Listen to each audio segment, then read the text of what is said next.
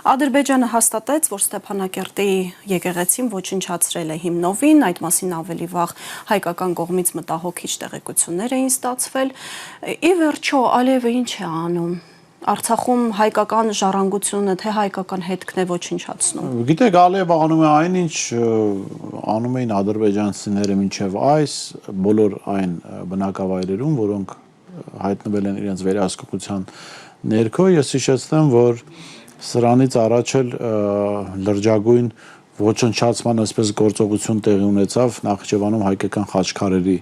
նկատմամբ, որոնք մշակութային ժառանգություն էին, համաշխարհային մշակութային ժառանգություն էին, եւ դրա համար մնաց անպատիժ։ Ալիևի վարքագծի մեջ չկա ոչինչ, որ մեզ պիտի զարմացնի։ Մեզ պետք է զարմացնի։ Մեզ չասեմ զարմացնում է, որովհետև ըստ էության քաղաքացիական պայմանագրի վարքագծում էլ արդեն չկա բան, որ մեզ պիտի զարմացնի, բայց մեզ պիտի զարմացնի այն, որ նման խոսույթ ունեցող մարդիկ այսօր իշխանություն են Հայաստանում։ Օրինակ Արսեն Թորոսյանը։ Այո, Արսեն Թորոսյանը քաղաքացիական պայմանագրի առանցքային դեմքերից մեկը ասում է, Ալիևը իր ինքնիշխան տարածքում անում է ինչ-որ բան, իբր թե մեզ ինչ։ Գիտեք, մի կողմ թողնենք այդ Ադրբեջանի ինքնիշխան տարածքներ, երբ դարձավ Ադրբեջանի ինքնիշխան տարածքը, ում շնորհիվ, ինչպես, ում դավաճանական դավադիր ձեռքով, դա մի կողմ թողնենք։ Ենթադրենք Ադրբեջանի ինքնիշխան տարածքն է, բայց կներեք, դա հայ ժողովրդի մշակութային հոգևոր ժառանգությունն է։ Մշակութային հոգևոր կոթողեր, չէ՞։ Ինչ տարբերություն ում ինքնիշխան տարածքում է մշակութային հոգևոր կառույց ոչնչացվում։ Հատկապես որ նման ձևակերպում ոչ մի երկրի ներկայացուցիչի կողմից մի իրավիճակի, որ ասենք Արսեն Թորոսյանը Աստված մի արածը, թող բոլորի հարազատները առողջ եւ անվնասնեն, ասենք եթե Ադրբեջանի տարածքում Արսեն Թորոսյանի հարազատներից որևէ մեկին վնասին, Աստված մի արածը, դա չեմ ուզում, բայց օրինակի համար եմ ասում։ Արսեն Թորոսյանը ասել դա տեղի է ունեցել Ադրբեջանի ինքնիշխան տարածքում, մեզ ինչ, բայց կներեք։ Սա ինչ կարգի թրքահպատակ վարքագիծ է, որ դրսևորում են սրանք։ Այս սրա մասին ենք խոսում մենք միշտ, երբ ահազանգում ենք, որ Հայաստանը հայտնվում է ոչ թե անգամ ոչ թե Թուրքիայի ազդեցության տակ, այլ Ադրբեջանի ազդեցության տակ։ Երբ հայտնի դարձավ, որ Ադրբեջանի կողմից մայր տաճարը Ստեփանակերտի քանդվել է, Facebook-ում մի այսպիսի էջ կա, հումորային էջ է տեղին մամուլ, որը առաջին օրերին հումորային արձագանք էր արել այդ տեղեկատվության, ասելով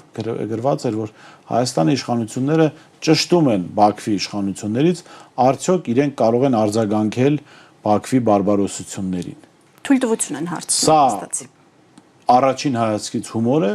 բայց իրականության մեջ սա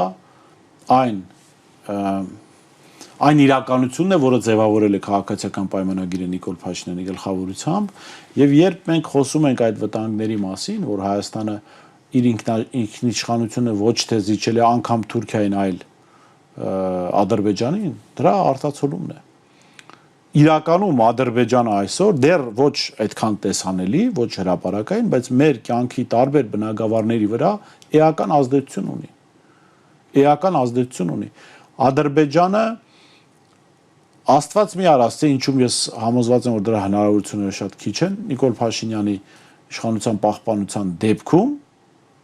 ուղիղ հրահանգներով է աշխատելու։ Հիմա էլ հնչող հայտարարությունները ավելի շատ հրահանգի։ Հիմա այո, մի փոքր դիվանագիտությունը պահում են, բայց եթե այդ վատագույն սցենարը իրագործվի, իսկ ես կարծում եմ դրա հնարավորությունները շատ քիչ կան, Փաշինյանի վերարտադրության հրահանգները լինելու են ուղիղ։ Այս իշխանությունը ընդունելու է Ադրբեջանի ինքնիշխանությունը հրապարակայինորեն, ասենք, ասելու են, որ տարածաշրջանում թելադրողը Բաքուն է եւ Հայաստանը, հիշում եք ժամանակին մի փոքր չնայած մենք պաշտոնական դաշնակցային հարաբերություններ ունենք եւ բնական էր, որ մենք Մոսկվայի հետ մեր տարածաշրջանային քաղաքականությունը պիտի ճշտենք, հա։ Հայաստանի ղեկավարներից որևէ մեկը գնում էր Մոսկվա, ասում են գնում են Մոսկվա ճշտելու թե ինչ պետք է անեն, այսպեսի հատկապես հայկական ժամանակներ այդ բանը օգտագործում։ Հիմա գնալու են Բաքու, որ ճշտեն, թե մեր մեզ թշնամաբար տրամադրված պետությունը ինչ որոշումներ ունի մեր մասով։